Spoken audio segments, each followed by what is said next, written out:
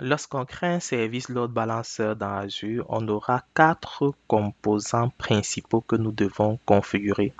Nous allons configurer l'adresse IP front-end. On va configurer nos règles d'équilibrage des charges. On va configurer notre pool de backend. On va configurer nos sondes d'intégrité. Alors, au niveau de l'adresse IP, on peut attribuer une adresse IP publique ou une adresse IP privée. Donc, comme je l'ai dit précédemment, c'est l'adresse IP qui va déterminer le type d'équilibrage de charge qu'on va utiliser. Dès lors qu'on va attribuer une adresse IP publique, on se retrouve avec un load balancer public.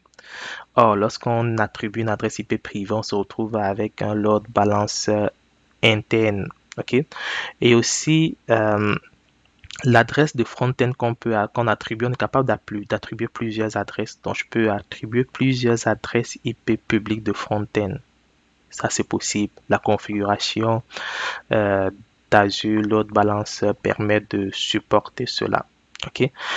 Donc, l'adresse IP publique ou bien l'adresse IP front-end, autant pour moi, c'est tout simplement la porte d'entrée pour notre load balancer. Donc, c'est vers ces adresses-là, si on a plusieurs, que le trafic va être dirigé.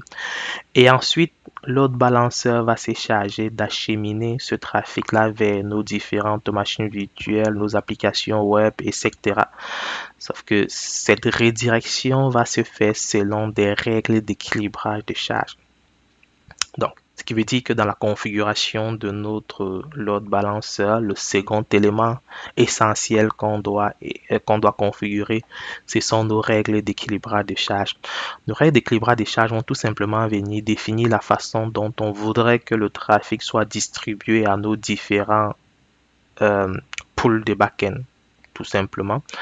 Donc ici, on va tout simplement implémenter une règle qui va mapper une IP et un port de front-end spécifique à un ensemble d'adresses IP et de ports de back-end, tout simplement. Alors, ce qui veut dire qu'on peut avoir notamment un Azure Load Balancer qui va permettre de rendre disponible et de gérer le trafic pour plusieurs applications. Donc, pour mon application A, j'aurai un pool de backend avec un ensemble de machines virtuelles. Pour mon application B, j'aurai un autre pool de backend avec un ensemble de machines virtuelles. Pour les deux applications, j'ai deux adresses IP, par exemple, publiques que j'ai configurées au niveau de mon load balancer. Donc, lorsque je vais recevoir la requête venant de l'adresse IP publique 1, sachant que c'est dirigé vers mon application A, à ce moment-là, c'est ma règle d'équilibrage de charge qui va permettre de faire la redirection vers le pool de backend correspondant. OK? Donc, maintenant, on comprend que dans la configuration de notre load balancer, on a un autre élément essentiel qu'on doit configurer, c'est tout simplement le pool de backend. C'est quoi le pool de backend? Le pool de backend est un groupe de machines virtuelles ou d'instances dans un groupe de machines virtuelles identiques qui répond à la demande entrante. Donc ici, lorsqu'on va configurer notre pool de backend, là-dedans, on va retrouver plusieurs machines virtuelles, donc plusieurs actifs. Et chaque fois que le Azure Load Balancer va transférer les requêtes vers ce pool de backend là, c'est tout simplement l'une des machines qui va gérer, bien qui va traiter la requête en question selon les règles d'équilibrage de charge qui ont été mises en place. OK? Et aussi, un autre aspect intéressant avec Load Balancer, c'est le fait que le service va implémenter la reconfiguration automatique pour redistribuer la charge sur les nombres d'instances modifiées. Ce qui veut dire, lorsqu'on fait des opérations de mise à l'échelle, que ce soit montante ou descendante, lorsqu'on aura de nouvelles machines qui vont être ajoutées dans le trafic, automatiquement Azure Load Balancer va se reconfigurer pour tenir compte de ces nouvelles machines et transférer tout simplement le trafic vers ces machines-là. OK? Pareil, lorsqu'on va enlever une machine, Azure Load Balancer va tenir compte de cela et redistribuer tout le trafic vers les instances qui sont encore disponibles. D'accord? Alors, lorsqu'on implémente un tel service, comme je l'ai dit, ça permet de garantir la haute disponibilité de nos actifs. Et pour garantir cette haute disponibilité-là, euh, Load balancer va à tout moment valider l'état de santé de notre application et ceci va se faire via des sondes d'intégrité. Donc, les sondes d'intégrité vont tout simplement permettre à Azure Load Balancer de déterminer si nos machines virtuelles, nos applications peuvent recevoir du trafic.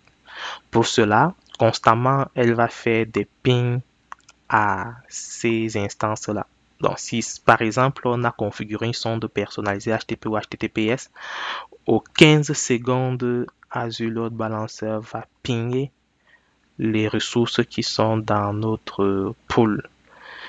Et chaque fois qu'elle ping une ressource, elle s'attend à avoir une réponse HTTP 200.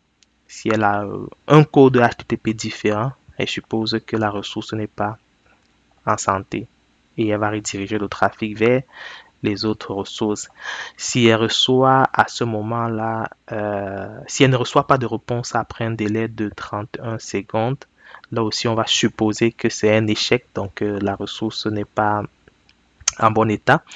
Également, si on a configuré des sondes TCP, dans les sondes TCP ici vont s'appuyer beaucoup plus sur l'établissement réussi d'une session TCP sur un port de sonde qui a été bien défini. Ok.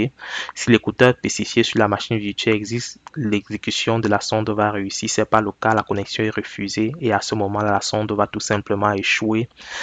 Et comme la sonde a échoué, Azure Load Balancer va rediriger le trafic tout simplement vers les autres instances qui répondent correctement. C'est tout pour ce que je voulais vous présenter en ce qui concerne la configuration d'Azure Load Balancer. Donc, on a vu ici qu'on aura 4 composantes essentielles qu'il faudra configurer, entre autres nos adresses IP de front-end, nos pools de back-end, nos règles d'équilibrage de charge et pour finir, nos sondes d'intégrité. Merci.